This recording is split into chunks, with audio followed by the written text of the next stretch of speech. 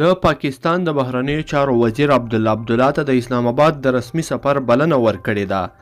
د چې پاکستان عبدالله د څه لپاره غوښتی دی، یا عبدالله به پاکستان ته سفر وکړي او که نه، دلته یې له موږ سره په دې ویډیو کې ټول جزئیات کتلی شئ. درنو لیدونکو سلام، وخت مو په خیر.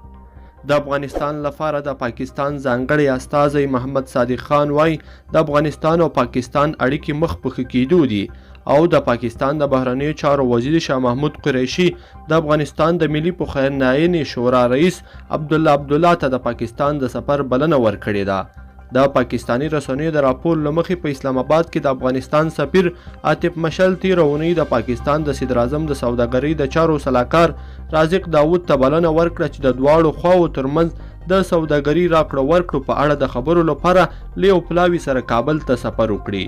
پاکستان په وروستیو کې له افغانستان سره ټولې رسمي بندرونه خلاص کړي دي. د پاکستان ډیلی ټایمز ورځپاڼه وایي چې د دې ترڅنګ د افغانستان لپاره د پاکستان ځانګړي استازي ویلي چې هیواد به په افغانستان کې د سولې او ثبات لپاره د خپل رول لوبولو ته دوام ورکړي. د کابل ته د پاکستان د پوځ د لوی درستیز او د استخباراتو د رئیس وروستی سفر ته اشاره وکړه او هغه یې خورا ګټور او رغنده وباله. په همدې حال کې د پاکستان اسوسییټډ پریس خبري اژانس ویلي چې د افغانستان د ملي پخلاینې د عالي شورا رئیس عبدالله به ښایي ژر د پاکستان د باندنیو چارو وزیر په رسمي بلنه اسلام آباد ته سفر وکړي.